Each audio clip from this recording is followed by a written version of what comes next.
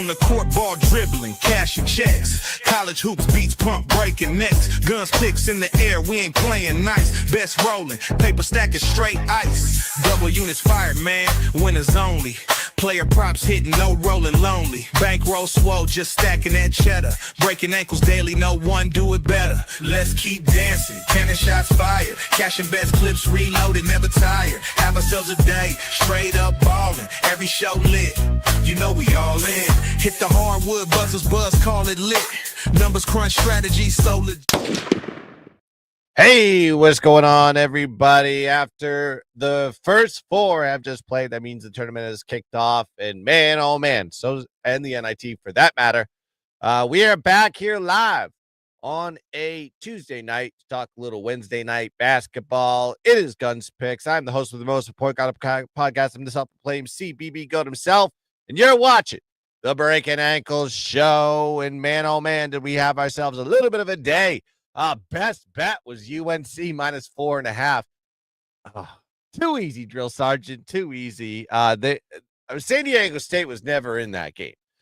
Taking Mountain West teams in tournament play is never a profitable scenario.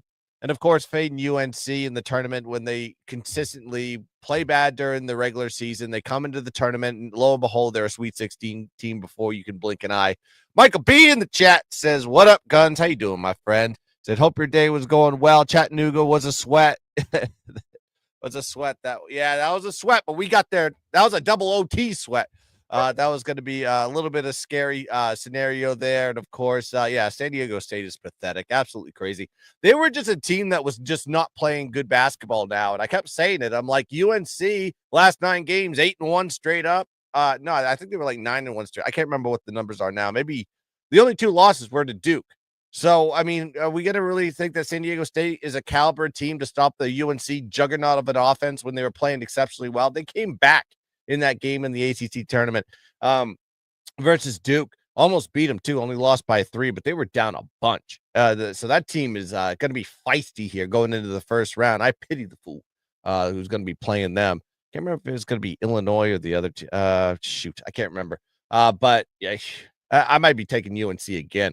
Got the trees minus 6. Michael B says hopefully they could pull it out. Who knows? That's a tough one. I think I was leaning towards a total on that one, but I didn't make the play. The night games I really didn't like. Couldn't find an angle on that one. The later plays, I should say. But we're here to talk about Wednesday games. I'm right now 72 and 53 on the show plays here. That is 57.6%. If you do the math, I think that's pretty good. This is why you need to like and subscribe to the GunzPicks channel. Hit the like, hit the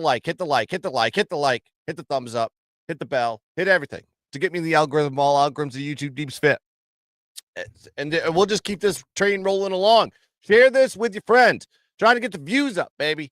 You guys have been doing a great job so far, actually supporting the GunzPicks channel, so I appreciate that. But we need more people. We need to bring more people to the church. We're putting out the donation baskets. We're passing it around. I need some altar boys, some altar girls, or whatever, to pass out the wafers and the wines here for the Guncyples. That's what we're trying to do here.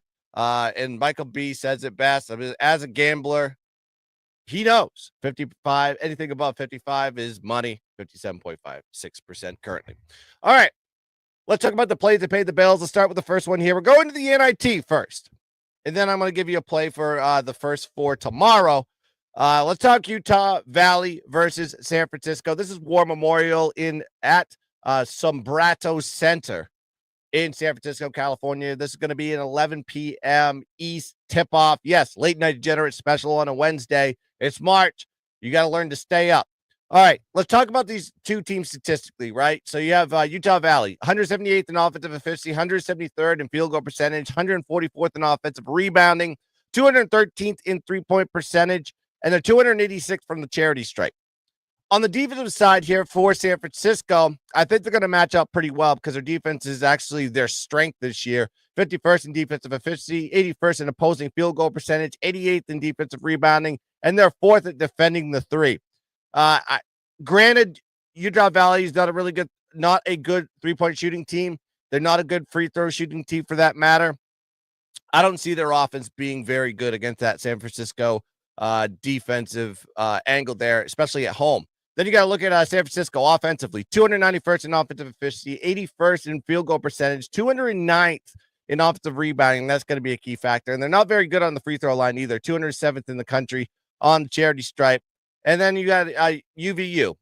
Same thing. I mean, they got a pretty good defense themselves. It's kind of better than their offense, 90th in defensive efficiency, 34th in opposing field goal percentage, and they're 43rd from the defensive rebounding. But I think with San Francisco, it's just going to be a better angle here, especially when you look at the spread.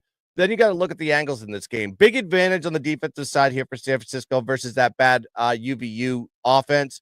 San Francisco at least is ranked above the top 100 offensively as far as efficiency is concerned. And if San Francisco can make their threes here, UVU is better at defending the two than they are at the threes. So I think there's going to be wide open looks behind the arc for San Francisco. Also got to look at San Francisco. Just really performed well in this spread position for them. They're 10-2 ATS as a favorite of 13 points or less. They're also 3-1 ATS as a single-digit favorite at home. Not a good position, though, when you're looking at the Utah Valley side, right? 1-4 ATS in the last 5 road games, and they're also 1-4 ATS as a dog of more than 5 points, which they are in this position. I think this is a good spot to be taking San Francisco. Coming off that first game into the NIT, I think they're going to want to perform very well. Give me San Francisco, -7.5 as play number 1. All right, I got one more play for you, but I want to make sure I answer the questions that are coming up here. Michael B says the Loyola line looks short. Only layup position there with San Jose State. I looked at both angles from a spread position. It kind of hits both sweet spots very well. So I couldn't really play a spot on this one. I might be looking at the total, but I don't disagree with you, Michael. I don't, especially with San Jose playing at home. This is a West Coast game. There, you have the travel factor, maybe a little bit of fatigue for Loyola, and coming off their tournament, they get kicked out on Friday, I think. No, they got kicked out on Saturday. So I think this is going to be one of those positions where I have no idea what's going to be happening on that one. So complete pass for me, especially if Loyola starts getting hot from 3. They're very hard to stop in those spots. So complete pass on that one.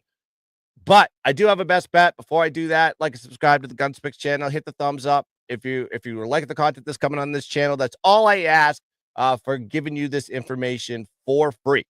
Also, check out my Dub Club. We're going to be doing March Madness. All my plays are going to be dropping here. I think I only missed 1 today. Dropped, I think 6. So I might have been 5-1 if I'm not mistaken. So I'm going to be dropping plays all the time. I'm going to drop my plays tonight that I like for Wednesday. I'm also going to drop some early looks for Thursday and Friday as well. So go check that out on Dub Club. Very cheap to join for the entire March Madness. So go check that out right now. All right, enough of this promotion and banter. Let's get to the best bet. Let's go.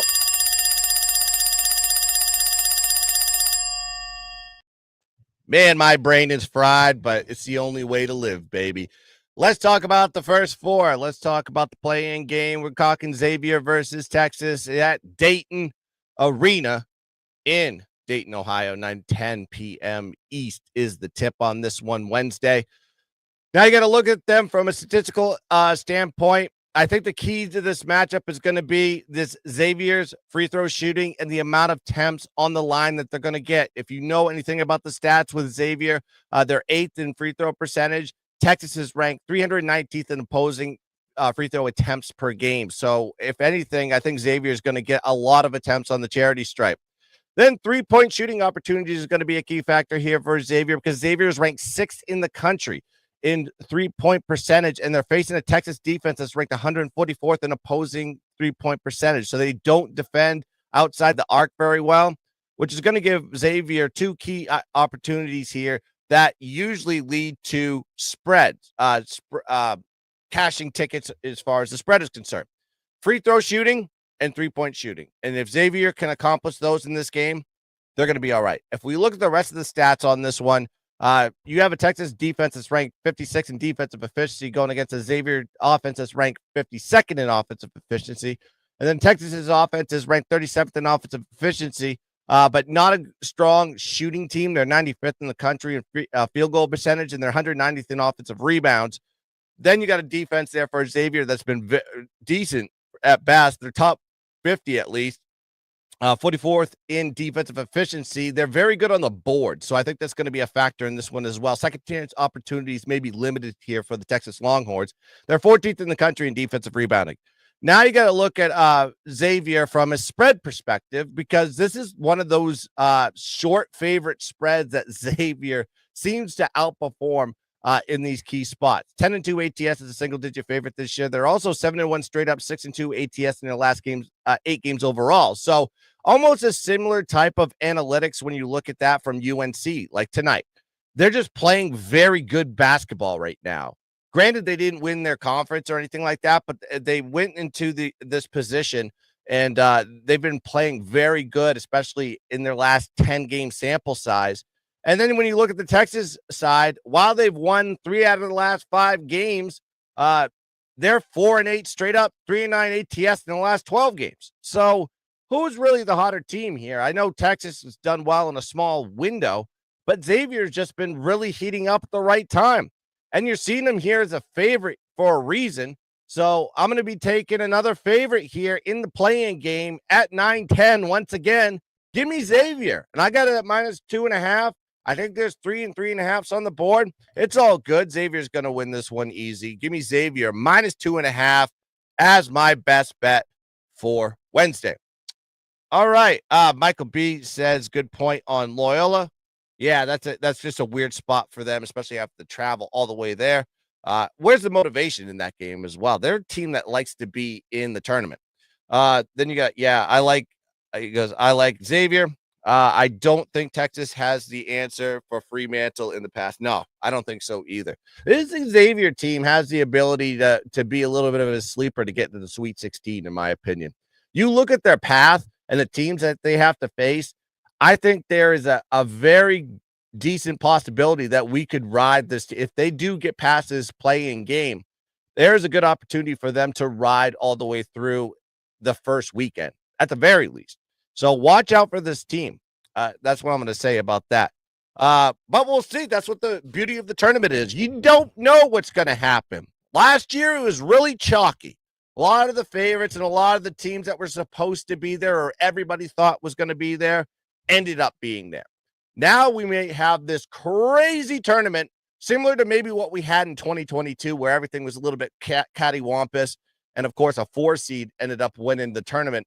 I'm hoping to see something like that this year, but we shall see. All right, to recap for you guys that missed it or just fast forward to the end to get my picks, I'm going with San Francisco -7.5 in the NIT tomorrow, 11 p.m. East is the tip on that one. And, of course, the play-in game, I'm going Xavier -2.5. Those are my 2 plays for Wednesday. I will be back with the first rendition of the tournament, at least the first round, and I'll give you 3 plays on that one as well.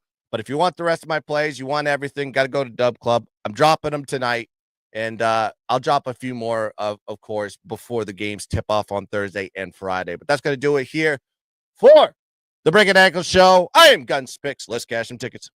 Let's dominate the boat. And as always, yep, let's keep dancing. Kabang! Daily, no one do it better. Let's keep dancing. Cannon shots fired. Cashing best clips reloaded, never tired. Have ourselves a day, straight up ballin'. Every show lit. You know we all in. Hit the hardwood, buzzers buzz, call it lit. Numbers crunch, strategy so legit. Breaking down plays, knowledge deep. College ball survey.